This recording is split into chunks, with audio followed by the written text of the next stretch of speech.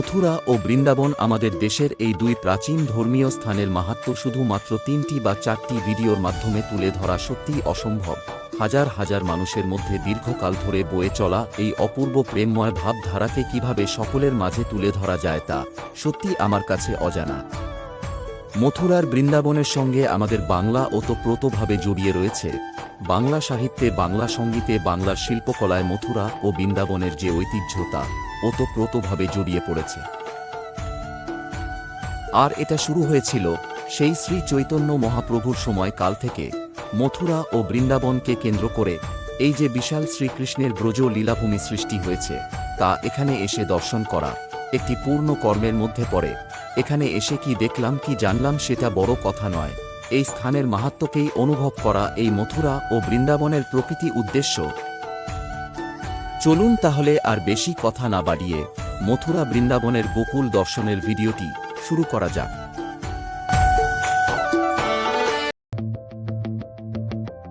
Hello friends, KR tour মাস্তি চ্যানেলে আপনাকে স্বাগত জানাই।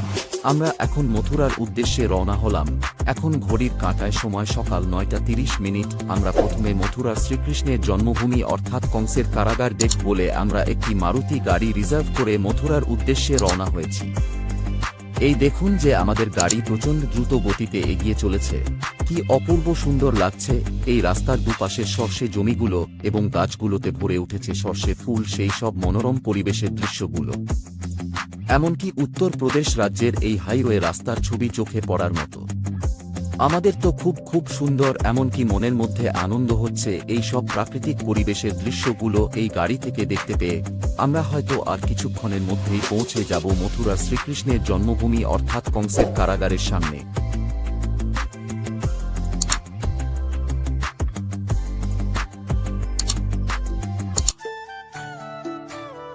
এই দেখুন, বলতে না বলতেই আমাদের গাড়ি মেরি বৃন্দাবনের ঠিক গেটের সামনে দিয়ে প্রবেশ করছে এবং মথুরা বৃন্দাবনের পথে ছুটে চলেছি।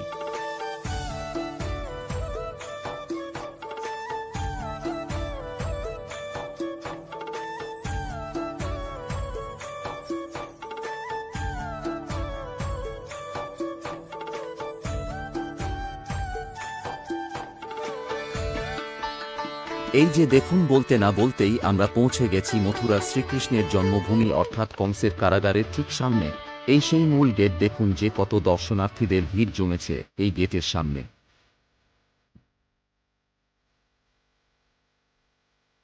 এই কারাগারের মধ্যেই কংস তার বোন দৈবকী ও বসুদেবের 6টি সন্তানকে জন্ম দেওয়ার পর তাঁর দাদা এই 6টি সন্তানকে তাদের কাছ থেকে ছিনিয়ে নিয়ে এক এক করে এই কারাগারের পাথরের গায়ে ছুঁড়ে ফেলে নৃশংসভাবে হত্যা করেছিলেন। এই কারাগারে প্রবেশ করতে হলে আপনাকে এখানে মোবাইল ক্যামেরা, হাত ঘড়ি, এমনকি জুতো সমস্ত কিছু এইখানে জমা রেখে তারপর ভেতরে প্রবেশ করতে পারবেন।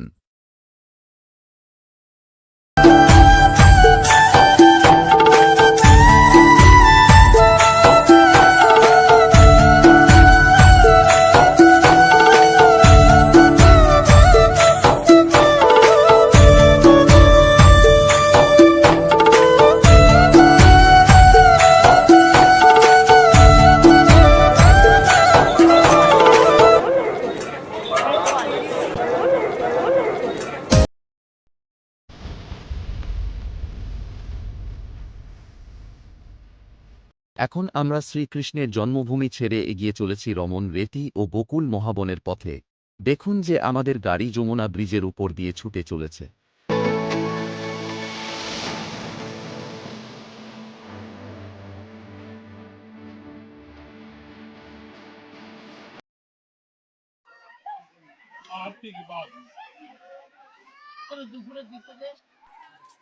আমরা এখন এসে পড়েছি মথুরার গোকুল মহাবনের ঠিক পাশেই রয়েছে রমন রেতি আশ্রম। এই রমন রেতি আশ্রম হল ভারতের উত্তর প্রদেশ রাজ্যের মথুরা জেলার অবস্থিত।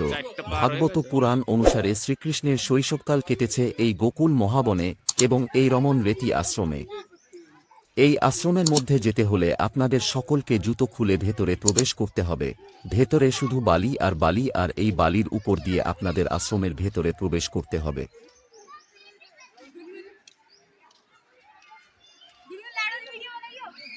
এই যে দেখুন সামনেই একটি বিশাল ঘণ্টা দেখতে পাচ্ছি এবং তার ঠিক নিচে কত তীর্থযাত্রী তারা এই ঘণ্টার নিচে ছবি তুলছেন।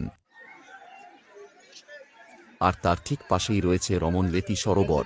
এই সরোবরটি বিশাল বড়, দেখুন যে কত তীর্থযাত্রীরা তারা প্রত্যেকে এই সরোবরে এসে স্নান করছেন। দেখুন সেই সব দৃশ্য আমি আমার ক্যামেরায় তুলতে তুলতে এই সরোবরের ধার গেছে আমি আস্তে আস্তে এগিয়ে চলেছি। দেখুন যে কত তীর্থযাত্রীরা তারা প্রত্যেকে এই সরোবরের সামনে দাঁড়িয়ে তারা কেউ কেউ স্নান করছেন, আবার কেউ কেউ এই সরোবরের পাশ দিয়ে হেঁটে চলেছেন, তাই না? দেখুন সেই সব দৃশ্য আমি আমার ক্যামেরায় তুলতে তুলতে এই সরোবরের ধার গেছে আমি আস্তে আস্তে এগিয়ে চলেছি। দেখুন দেখুন যে এই সরোবরটি কি সুন্দরভাবে বাঁধিয়ে তৈরি করেছেন এবং তার ঠিক পাশে গিয়ে কত সুন্দর সুন্দর গাছপালাগুলো কি অপূর্ব সুন্দর লাগছে, তাই না?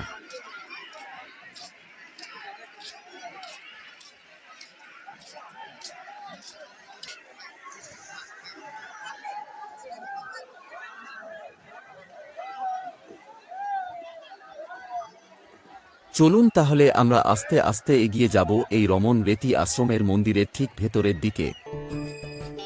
এই যে দেখুন আমরা এখন এসে পড়েছি রমন রেতি মন্দির, অর্থাৎ রাধাকৃষ্ণের সেই অষ্টভুজ মূর্তির সামনে।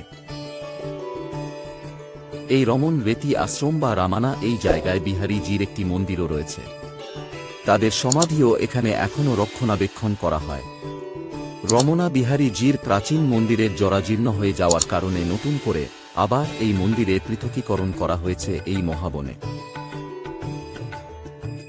আর রেতি কথার মানে হল বালি। এই বালি দিয়ে শ্রীকৃষ্ণ ও তার সঙ্গ সাথীদের নিয়ে ছোটবেলায় গায়ে মেখে খেলাধুলা করত। এছাড়া এটাও বিশ্বাস করা হয় যে শ্রীকৃষ্ণ ও রাধা রানীর সকল সখীগণকে নিয়ে নাকি এখানে রাসলীলা করেছিলেন, আর সেই জন্য এখানে বহু দূর দূরান্ত থেকে বহু ছুটে আসা এইসব পুণ্যার্থী এই বালিতে গড়াগড়ি খেয়ে, এমনকি তারা তাদের কপালে সেই বালি ছুঁয়ে তারা এই গোকুল এর রমন রেতির রাসলীলা ময়দানে তাদের মনের বাসনা পূর্ণ লাভের আশায় প্রচুর ভক্তগণেরা ছুটে আসেন। দেখুন যে কত ভক্তগণ তারা এই রমন রেতির শ্রীকৃষ্ণের অষ্টভুজা মন্দিরের মধ্যে শ্রীকৃষ্ণের দর্শন করতে পেরে নিজেকে ধন্য বলে মনে করছেন। এমনকি তারা সকলে আনন্দে আত্মহারা হয়ে কতই না আনন্দ হয়ে হুল্লোড় আর নাচানাচি করছেন। এই সব ভক্তগণের আনন্দ দেখে তো আমার নিজেকে খুব খুব আনন্দিত মনে হচ্ছে। সত্যি এসব দৃশ্য নিজে চোখে না দেখলে আমি হয়তো কখনোই বিশ্বাস করতে পারতাম না।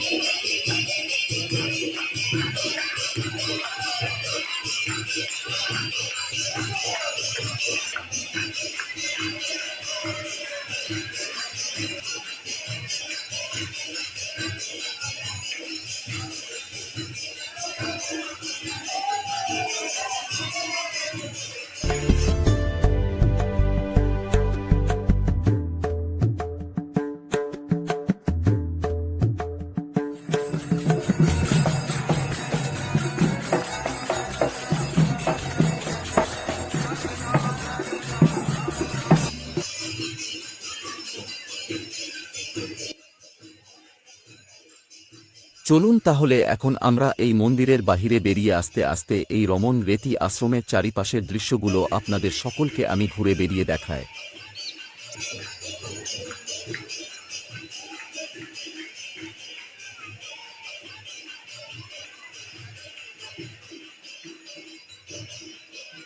দেখুন যে কত ভক্তগণ তারাও মন্দিরের বাহিরে বেরিয়ে আস্তে আস্তে মন্দিরের আশেপাশের সমস্ত কিছু ঘুরে ঘুরে দেখে শুনে তারা আবার এই রমন রেতি আশ্রম ছেড়ে একে একে বাহিরে বেরিয়ে যাচ্ছেন।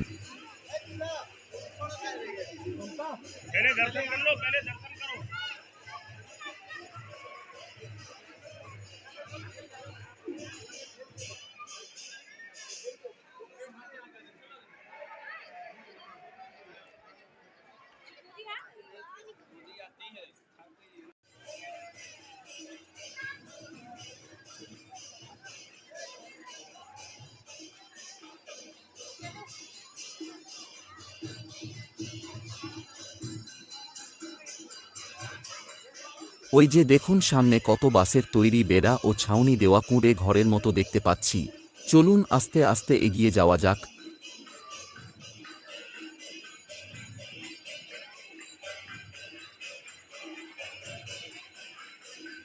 সামনে আসতেই দেখতে পাই যে কি অপূর্ব সুন্দর লাগছে এই বাঁশ ও খড়ের ছাউনি দেওয়া এই সমস্ত ঘরগুলো কি সুন্দরভাবে লাইন দিয়ে পরিষ্কার পরিচ্ছন্নভাবে সাজানো গোছানো রয়েছে পরপর। আর তার ঠিক পাশেই রয়েছে একটি বিশাল গোশালা। ওই যে দেখুন কত রকমের গরু দেখতে পাচ্ছি, দেখুন যে এই সব গরুগুলোকে কি সুন্দর লাগছে তাই না। আবার একজন গোয়ালা ভাইকে দেখছি যে তিনি এই গোশালার মধ্যেই কিছু গরুর দুধ দোয়াচ্ছেন। দেখুন সেই ছবি আপনাদের কাছে তুলে ধরেছি।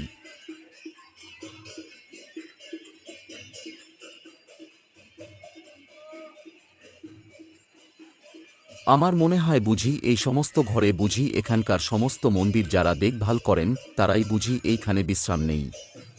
সত্যি খুব সুন্দর লাগছে এই সব প্রাকৃতিক পরিবেশের দৃশ্যগুলো কাছ থেকে নিজে চোখে দেখে।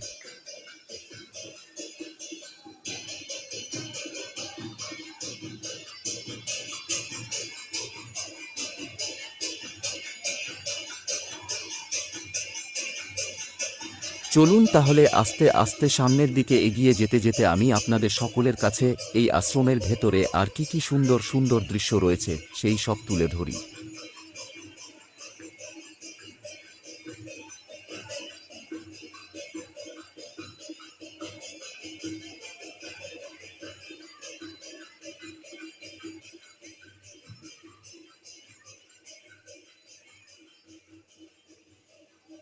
চলুন তাহলে আর বেশি কথা না বাড়িয়ে মথুরা বৃন্দাবনের গোকুল দর্শনের ভিডিওটি শুরু করা যাক। ওই যে সামনেই দেখতে পাচ্ছি এই মন্দিরের ভেতরে থেকে বেরিয়ে যাওয়ার রাস্তা। এখন আমরাও এই রাস্তা দিয়ে বাহিরের দিকে বেরিয়ে যাব। বাহিরে বেরোতেই দেখি যে বিশাল এই আশ্রমের অপূর্ব সৌন্দর্যের এই লীলাভূমি সত্যিই মনে রাখার মতো।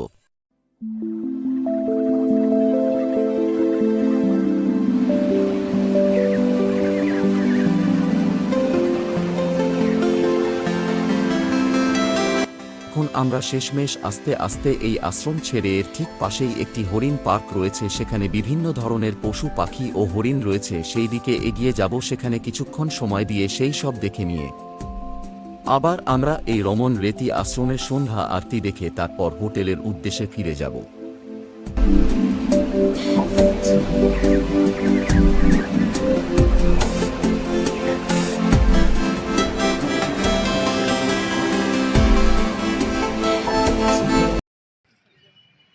এই দেখুন আমরা সকলে এই গোকুল মহাবনের হিরণ পার্কের সামনে এসে এই বনের ভেতরে থাকা বিভিন্ন ধরনের হরিণ দেখতে পাচ্ছি। দেখুন কত ধরনের হরিণ আমরা এই বনের মধ্যে দিয়ে ঘোরাঘুরি করছে তারা আপন মনে।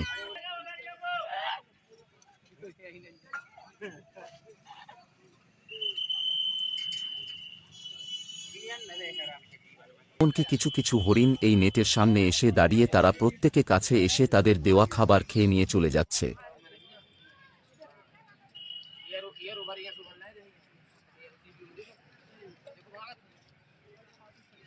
দেখুন যে হরিণগুলোকে অনেকে এই তারের মধ্যে দিয়ে হাত ঢুকিয়ে এই হরিণগুলোকে নিজে হাতে ছুঁয়ে দেখছেন।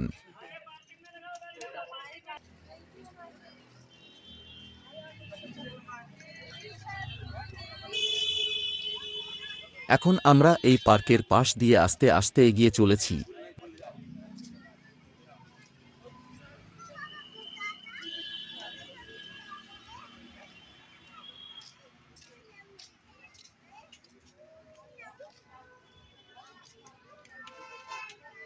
দেখুন যে কত যাত্রী তারা এই পার্কের পাশ দিয়ে এই হরিণগুলোকে দেখতে দেখতে সামনের দিকে এগিয়ে যাচ্ছেন। এমনকি অনেকে এখান থেকে এই হরিণের জন্য কিছু খাবার কিনে নিয়ে অনেক যাত্রীরা এই হরিণগুলোকে খাওয়াচ্ছেন।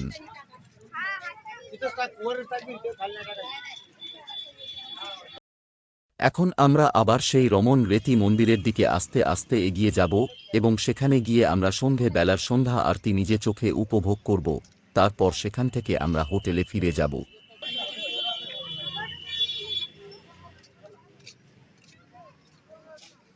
এখন আমরা আবার এই রমন রেতি মন্দিরের ভেতরে এসে পড়েছি। এখন এখানে সন্ধ্যা আরতি হবে, সেটা আমরা নিজে চোখে দেখব। এই যে দেখুন কি বড় একটা হাতি এই মন্দিরের সামনে এসে হাজির হয়েছেন এই সন্ধে বেলায়। এই হাতিটিকে কি সুন্দরভাবে সাজিয়েছেন তাই না? দেখুন কত ভক্তগণের সমাগম হয়েছে এই হাতিটিকে দেখে, এবং তারা সকলে এই সন্ধে বেলার আরতি নিজে চোখে দেখবে বলে এখানে এসে হাজির হয়েছেন। দেখুন সন্ধ্যা আরতি শুরু হয়ে গিয়েছে। তারপর আরতি দেখে আমরা এখান থেকে হোটেলের উদ্দেশ্যে ফিরে যাব।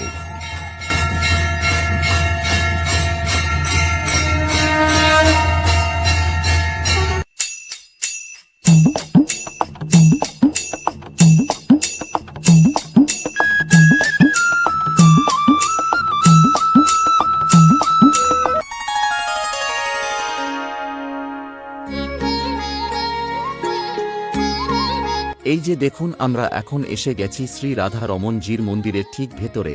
দেখুন যে এই শ্রী রাধা রমনজির মন্দিরের ঠিক উপর থেকে এই গ্রামের ভিউগুলো কি অপূর্ব সুন্দর লাগছে। দেখুন সেই সব দৃশ্য আমি আমার ক্যামেরায় তুলে ধরেছি। সত্যিই খুব খুব সুন্দর লাগছে আমাদের এই শ্রী রাধা রমনজির মন্দিরে আসতে পেরে। রাধা রমন মন্দির হল বৃন্দাবনের একটি পুরনো হিন্দু মন্দির। রাধা রমন কথার অর্থ রাধার প্রেমিক।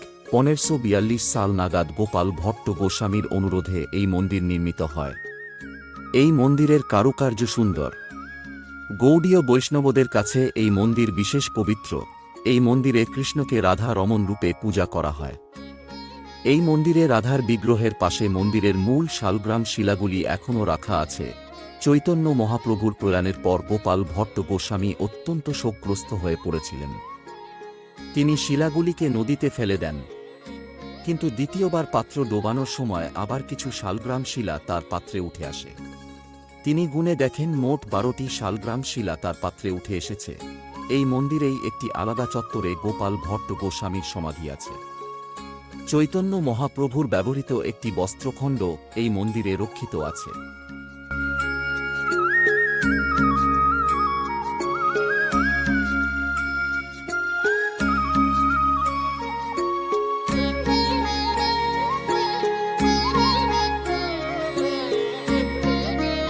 এখন আমরা সকলে মিলে এই রাধা রমন মন্দিরের ভেতরে প্রবেশ করব। ভেতরে প্রবেশ করতেই দেখি যে প্রচুর ভক্তগণ তারা মনের আনন্দে গান বাজনা করছেন। দেখুন সেই সমস্ত দৃশ্য আমি আমার ক্যামেরায় তুলে ধরেছি। কি অপূর্ব সুন্দর লাগছে এই ভেতরে ঢুকে। দেখুন যে রাধার বিগ্রহটি কি অপূর্ব সুন্দর লাগছে তাই না? এইসব দেখে নিয়ে তারপর বাহিরে বেরিয়ে বাহিরের চারপাশটা আস্তে আস্তে ভালোভাবে ঘুরে ঘুরে দেখে নিয়ে আমরা বাহিরের দিকে এগিয়ে যাব।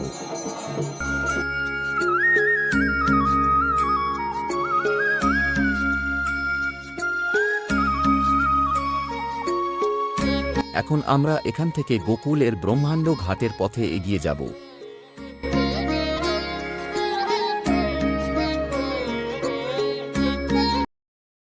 আমরা এখন এসে পড়েছি মথুরা রাজ্যের যমুনা নদীর ঠিক পাশে ব্রহ্মাণ্ড ঘাটের সামনে। এই যে দেখুন এই ঘাটের ঠিক পাশেই রয়েছে শ্রী ব্রহ্মাণ্ড বিহারী মন্দির বা গোলক ধাম মন্দির।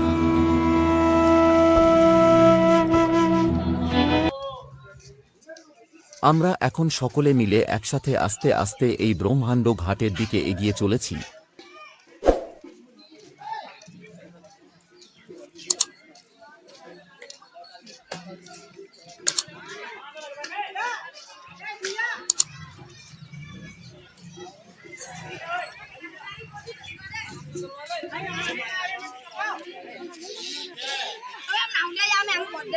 এই সেই ঘাট যার নাম হল ব্রহ্মাণ্ড ঘাট। এইখানেই শ্রীকৃষ্ণ খেলা করতে করতে মুখের মধ্যে মাটির ঢেলা খেয়ে ফেলেছিলেন। সেই কথা শুনে মা যশোদা সেই ছোট্ট কানাইকে হা করতে বলে, এবং কানাই তখন হা করতেই মা যশোদা সেই কানাইয়ের মুখের মধ্যে বিশাল ব্রহ্মাণ্ডের দৃশ্য, এমনকি লক্ষ্মী নারায়ণের স্বয়ং দৃশ্য দেখতে পেয়ে মা যশোদা সেখানেই অজ্ঞান হয়ে পড়ে যান। এই জন্য এই যমুনার তীরে এই মাটির ঢেলাকে এখনও প্রসাদ বলে বিক্রি করা হয়। আর এই ঢেলা দিয়ে এই শ্রী ব্রহ্মাণ্ড বিহারী মন্দিরে এখনও পুজো করা হয়। আর সেই থেকে এই ঘাটের নাম হয় ব্রহ্মাণ্ড ঘাট।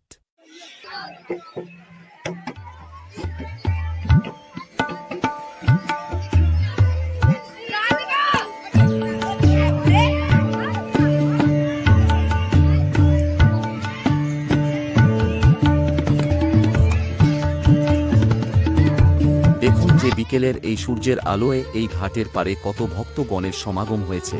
কত ভক্তগণ এই ঘাটের কাছে গিয়ে যমুনা নদীতে স্নান করছে, আবার কেউ কেউ এই যমুনার জল তাদের শরীরে ছিটিয়ে নিয়ে আবার উপরের দিকে উঠে পড়ছেন। আবার অনেকে এই যমুনা নদীতে নৌকো করে যমুনার তীরে ঘোরাঘুরি করছেন। সেই সব দৃশ্য আমি আমার ক্যামেরায় তুলে ধরেছি। সত্যি খুব সুন্দর লাগছে এইখানে এসে।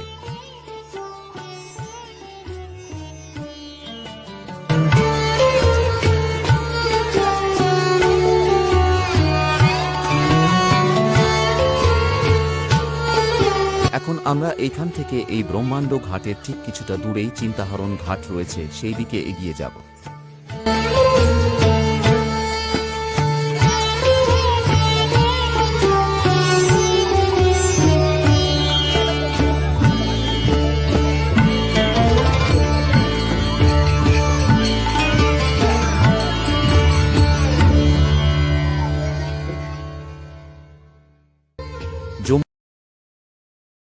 যমুনা নদীর ঠিক পাশেই রয়েছে চিন্তাহরণ মহাদেব মন্দির।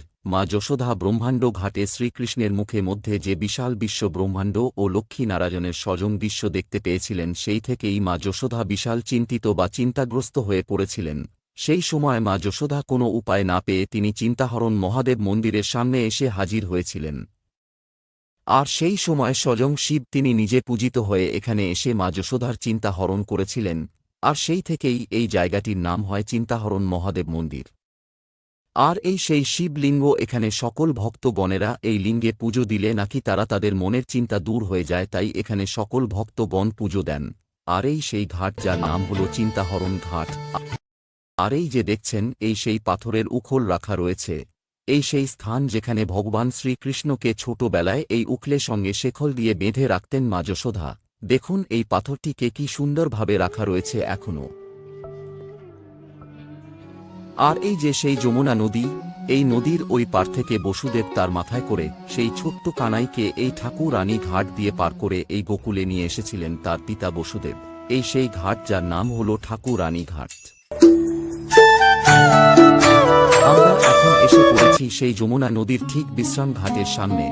এই সেই ঘাট যখন শ্রীকৃষ্ণ তার মামা কংসকে নিধন করার পর তিনি এই যমুনার তীরে এসে বিশ্রাম নিয়েছিলেন, সেই থেকেই এই ঘাটের নাম হয় বিশ্রাম ঘাট।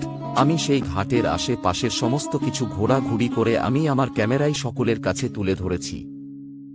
আর তার ঠিক পাশেই রয়েছে দ্বারকাধীশ মন্দির। দেখুন কত ভক্তগণ এই মন্দিরের সামনে, এমনকি কেউ কেউ মন্দিরের ভেতরে প্রবেশ করে পুজো দিয়ে মন্দিরের আশেপাশের সমস্ত কিছু দেখে শুনে বাহিরের দিকে এগিয়ে যাচ্ছেন। এখন ঘড়ির কাঁটায় সময় সন্ধ্যা 5:30। এখন আমরা সকলে প্রথমে এইখান থেকে বেরিয়ে প্রথমে 84 খাম্বা দেখব বলে সামনের দিকে এগিয়ে যাব।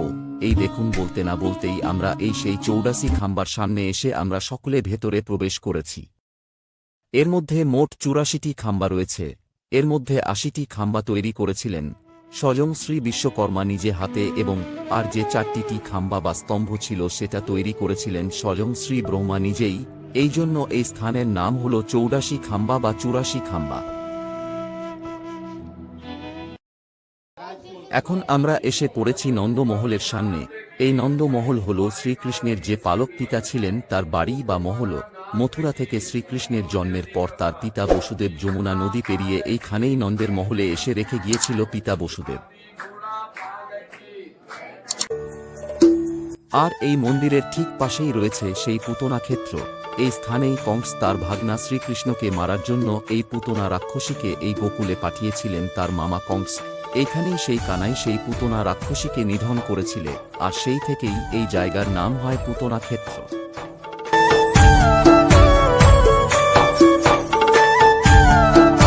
আর এই হল শ্রী বলরামের জন্মস্থান, যেখানে শ্রী বলরাম জন্মগ্রহণ করেছিলেন সেই মন্দির। আজকের মতো এখানেই মথুরা বৃন্দাবনের গোকুলের কিছু ভিডিও শেষ করছি।